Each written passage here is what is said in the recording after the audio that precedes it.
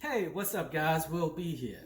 And what we doing today is making pickled eggs. Yes, one of my favorites. And I remember growing up on these things, going to the store, even as an adult, not realizing how easy these things are to make. So all you need is white distilled vinegar, water, salt, kind of like the baseline of it.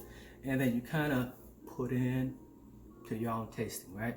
Cooking is kind of like a science. It's not exact, but it's what you like. And I remember having some friends over.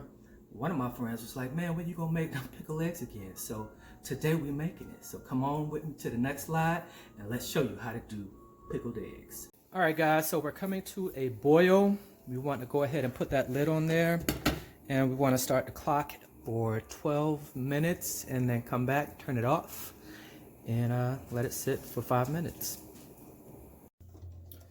Alright guys, so we have let those things sit for about 5 minutes. What I like to do here is pour some of the water out. Let me angle this camera right. And not that much. I don't know if you can see that much thing, but you want to have some water in there. Place the top back on and just shake them. Hopefully that noise isn't too annoying, but I shake it around just a little bit to break up those shells. And they're broken. Now, I don't advise this. You can put cold water on here. Some people do it hot, some people do it cold. I particularly do mine a little bit hot, on the hot side. I just place it in the sink. You want to put something down in there so that stuff doesn't get in the garbage disposal. I do run a little water for my eggs. Grab one and peel and get that water under that eggshell or that membrane, and it's an easy peel for the most part, as long with that salt. As long as you run a little bit of water, it don't have to be that much, just kind of like drizzling, or not drizzling, but y'all know what I'm talking about.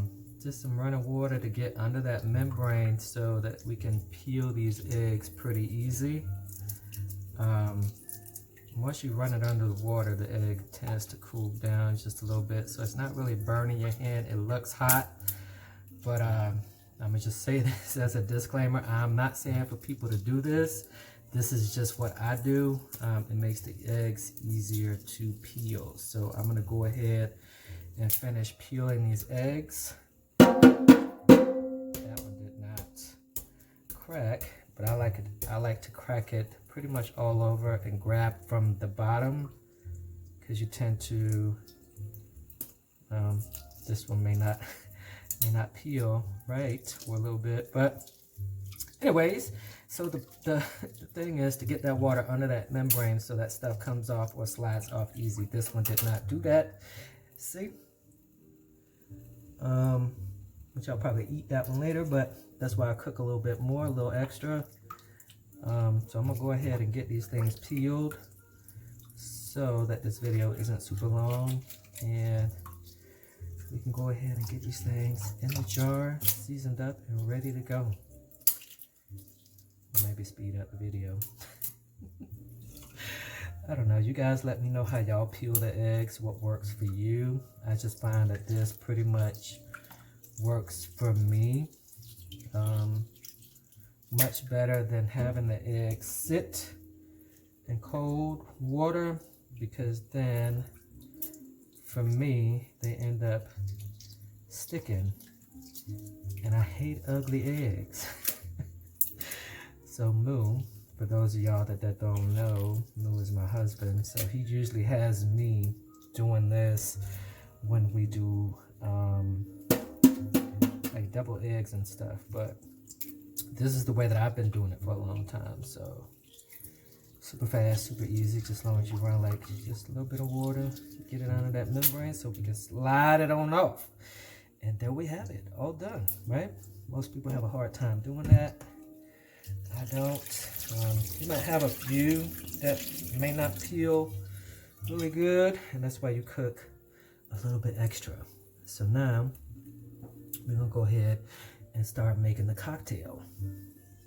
All right, guys, so now that we have gotten those things peeled, we want to go ahead and drop the eggs. And this is an old pickle jar that I saved.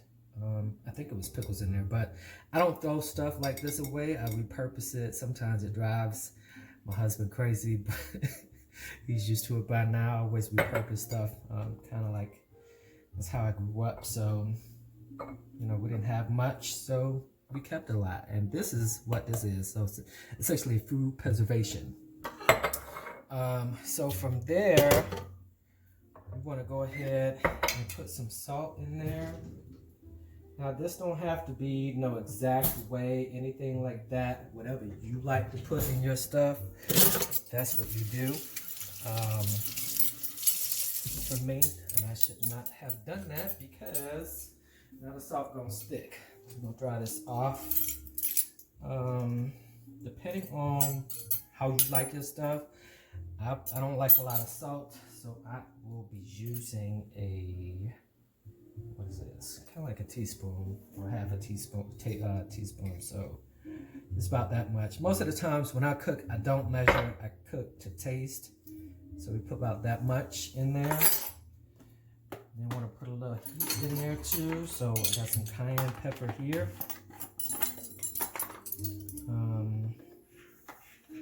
don't like too much heat, but so kind of like that, boom. And then a little sweetness.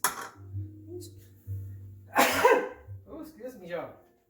I had to walk away for a little bit. That cayenne pepper got me. So a little sweetness. This is optional. Again, this is to your own liking. The baseline is, I'm going to show y'all in a minute with the vinegar.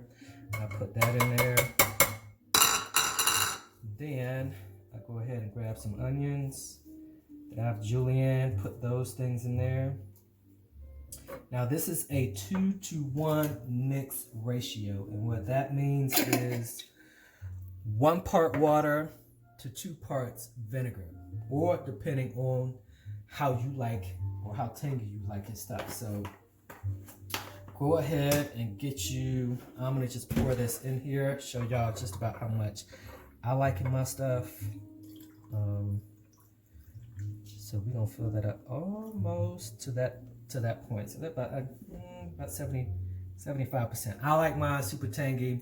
Again, this is no exact science. You find out what your taste buds are and you go with that. After that, then I go ahead and get some filtered water, which I should have gotten already, but we're gonna do it now. And then we'll come back here, pour that water in there, get it covered. Now if you want color, this is what I like. I put this in there too, so I'm gonna just go ahead and sprinkle. This is turmeric. Go ahead and sprinkle some of that in there, just for the coloring. And then place the top on that bad boy. Shake, shake, shake. Not too hard because we don't want to break the eggs. I've even had, when I've gone to the grocery store and they asked me, what do you get all these eggs for? I'm like, pickled eggs. And one of the cashiers was like, she don't even do all of this. So this is another thing you can do too, is after you eat all your pickles, just boil some eggs, put them eggs into that pickle juice and pickled eggs. So essentially what you want to do is do this and let these eggs sit in your refrigerator for about anywhere between, depending on how many eggs you have with this container or at this much eggs. I like to let mine sit for about 10 days in the refrigerator, and you can let this sit up into your refrigerator up to like 6 months. Food preservation, the vinegar will keep it, you know, from going bad. So there you have it, pickled eggs.